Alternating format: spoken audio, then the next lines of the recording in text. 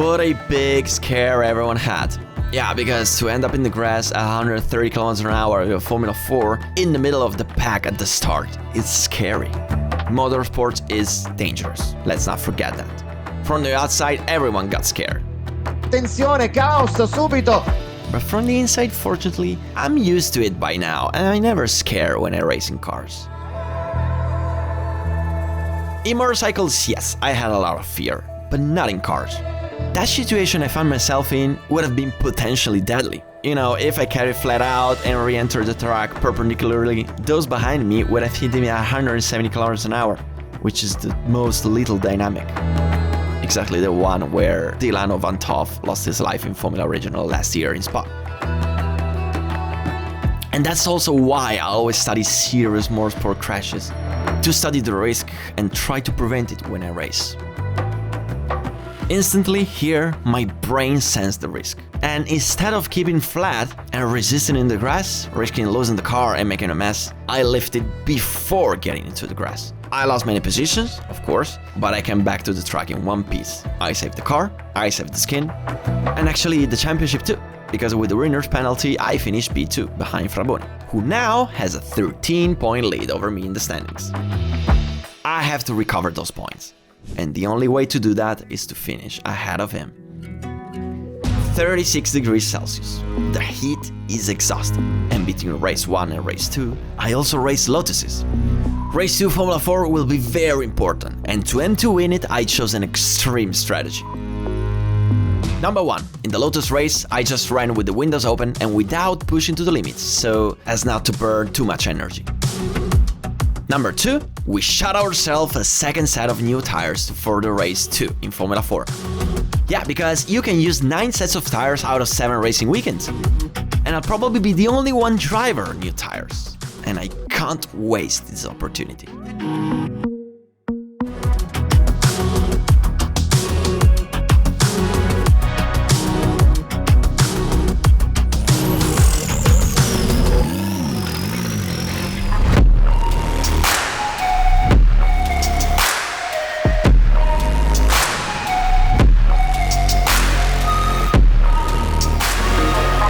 I would really love a start like in race 1, I really did something magic there, so let's try to do it again, especially because I have new tires so I can use all the grip to gain many positions at the start.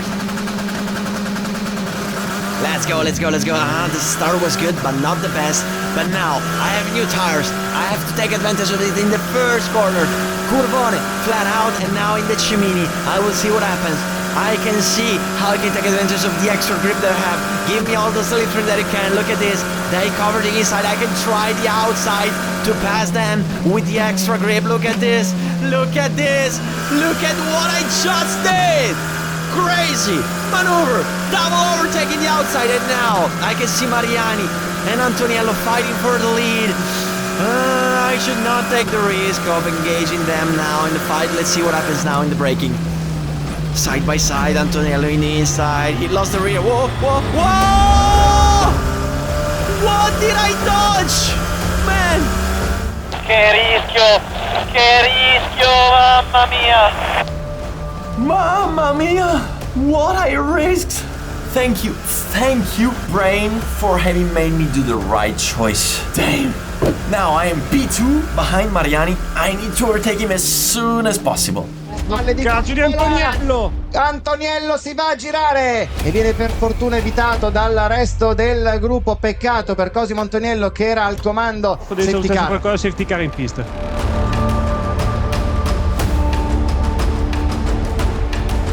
Salvato la vita. Ti giuro, stavo per andare a destra, meno male che sono andato a sinistra. Damn. I'm still shocked by that. When I saw that situation, I was going for the right. But then suddenly I moved to the left and I passed him. Now, going to the right would have been the maneuver that almost every racing driver would have made. Because physics teach us that when you lose the car, you usually want to go for the tangent line, which is on the outside. Okay, but so why did the car go to the inside instead? And why did I understand that and I changed line? Listen to me, this is a golden rule. If you're racing on track or even on the simulator, please keep that in mind. if you lose the car in a corner, the first thing you want to do is clutch down and push the brake. This way you lock all 4 wheels and the car goes for the tangent line, which is only one direction, which is predictable from the cars behind. That way everyone can avoid you, you avoid damage, and you avoid also getting hurt. If instead you don't push the brake, the car becomes unpredictable and can go any direction, and it's much easier that somebody crash into you. If even worse, you don't even push the clutch, the engine keeps pushing, and so the car wants to go back to the inside line, which is the exact thing that happened here. Now, also the pro make this mistake. I can remember in Formula 1, Romain Grosjean in Barcelona in turn 3, he did a huge disaster. And so in this situation, as soon as I saw that his wheels were not locking up, I realized that he was unpredictable. So, first thing I did, hard braking to have the time to see where he was going. And at the point when I saw him pointing in the inside, I said, okay, no clutch down, let's go for the outside. So this happened in a fraction of a second, and I was capable to understand it because of all the races thrown away on the simulator. Yeah, in every race there is somebody spinning in front of you, you can't avoid him, you throw away the race, you swear for all the night, and so yeah, the simulator experience taught me how to avoid these crashes. Ti giuro Luca, stavo per andare a destra, mamma mia. Tanto va bene anche a noi, dai. Ho trovato il doppio con la gomma nuova. Peccato per la partenza.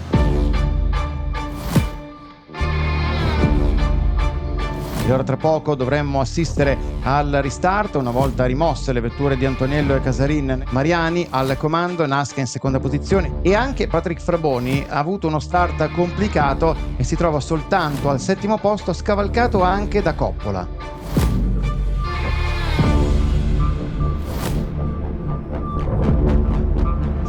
Dunque gruppo che tra poco andrà ricompattandosi alle spalle del leader, il quale avrà l'opportunità di decidere quando effettuare lo strappo per riaccelerare. Okay, first gear, let's stick to the rear end of Mariani. Let's see where he will start. Let's not let him go.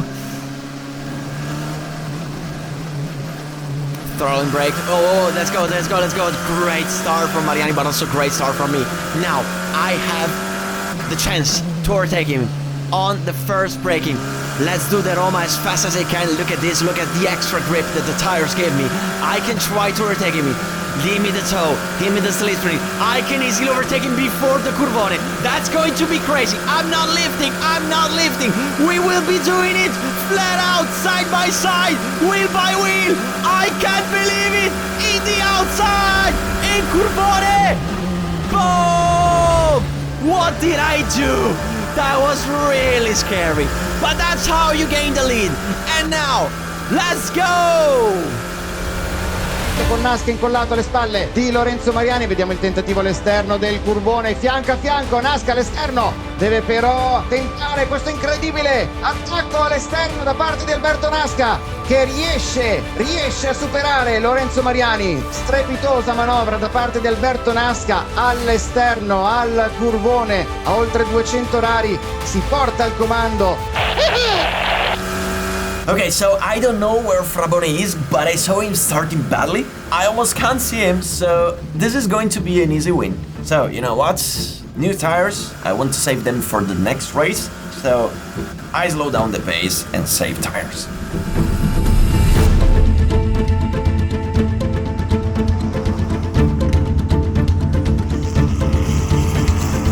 Ma come ha fatto Fraboni? È già terzo, incredibile. Esatto, su Paniccia e Simoni, ed è stato veramente velocissimo. Al terzo è Fraboni o Paniccia? Fraboni, focus.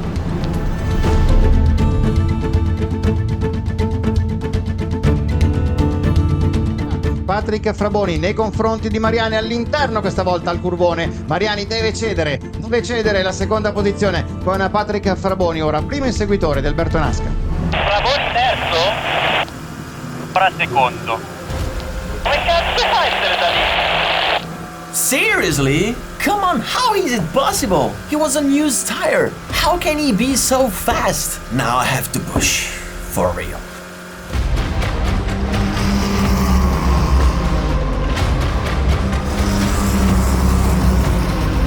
passano sul traguardo adesso 1:36.597 per Patrick Fraboni. Giro allucinante di Patrick Fraboni. Sotto il secondo di è già sotto il secondo della Naska.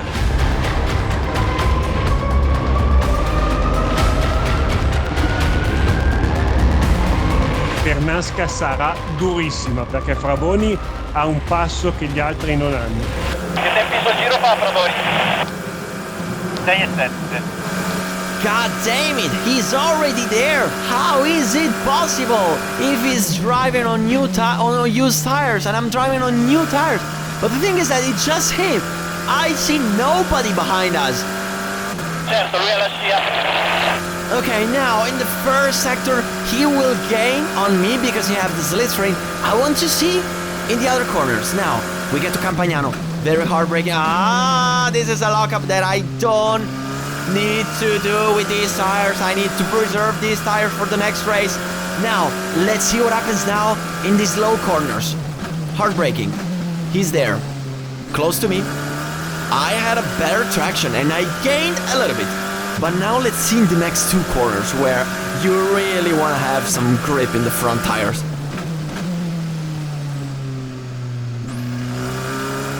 I had a much better traction in the exit, and now let's see in Tornantino. No way, I'm much faster on those low corners. So, are you telling me that it's driving on some better tires than race one?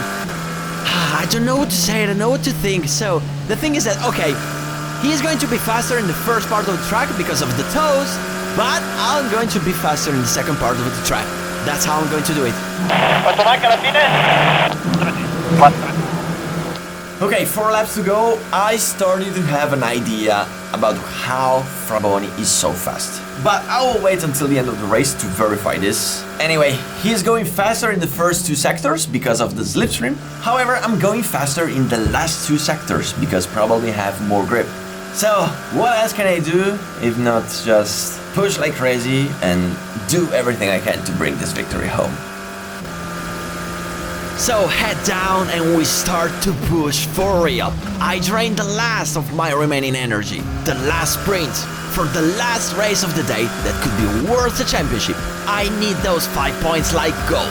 These final 4 laps will be 4 qualifying laps.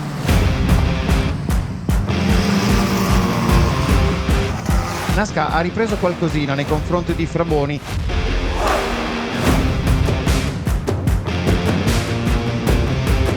Naska sta spingendo a tutta per tenere dietro Fraboni e non sta lasciando nulla di intentato sulla pista. La curva Roma Naska la fa benissimo e quindi mette poi tra sé e Fraboni quel margine che gli permette ai cimini di essere un pelo più tranquillo.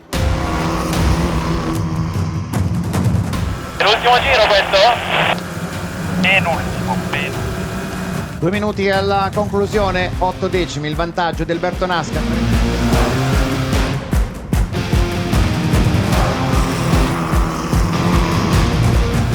Non è l'ultimo giro, ce n'è ancora uno. Questo è l'ultimo giro, alla fine di questo giro troverai bandiera a scacchi. Inizia l'ultimo giro di gara, doppia lotta al vertice, Naska Fraboni da un lato, Mariani, Paniccià e Coppola dall'altro.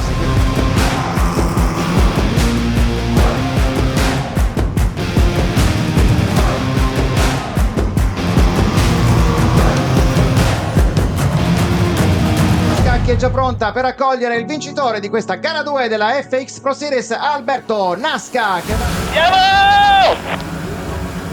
Grande Albi, bravo. Bravi tutti, bravo weekend. Bravi davvero. Albi, bravo, bravi tutti ragazzi, bravo. Come cazzo ha fatto Fraboni a fare da quinto a secondo in 3 curve? I primi giri girava un secondo più veloce di voi, era velocissimo. I sorpassi non li abbiamo visti, ma aveva un secondo di passo nei primi 2-3 giri. Sul best lap mi dice il mio e il suo? Fai 36,78 e lui 36,59. Porco zio raga, ma aveva gomma usata lui? Non è che magari ha usato la gomma di gara 2 di Misano che ha pochi chilometri? That seems like the only possible explanation at this point. Because if he used the race 1 tire and gave 1 second to everyone else, I will just hang up my helmet and change sports. So, how do I find out? I can ask him. Misano. Ah, lo sapevo. Sì, ma davanti non girava niente. Sapevo, aveva meno chilometri, sapevo. I knew it. That was a brilliant idea of theirs. Because in Misano he shot 2 sets of tires, putting in new in race 2. And since the degradation here today was monstrous, that said that he shot in Misano race 2 with few miles, he shot it today in race 2. That's why he was flying compared to the others, but still he had less grip than me. Smart move on his part. But now he has no more jokers to shoot, while I, at Mugello, will be able to reuse these tire type that I put on you and have an ace up my sleeve.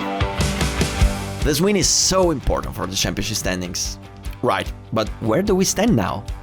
Questa gara potevamo anche non farla in termini di punteggio. Sì, oggi Perché praticamente abbiamo guadagnato 5, abbiamo perso 5. Actually, Luca is also right. The gap on Fraboni has remained the same. What, however, has changed enormously is the gap on the opponents. Fraboni and I gave a crazy rip and ran away. Now there is very little left to the end. We have to give everything for the final sprint.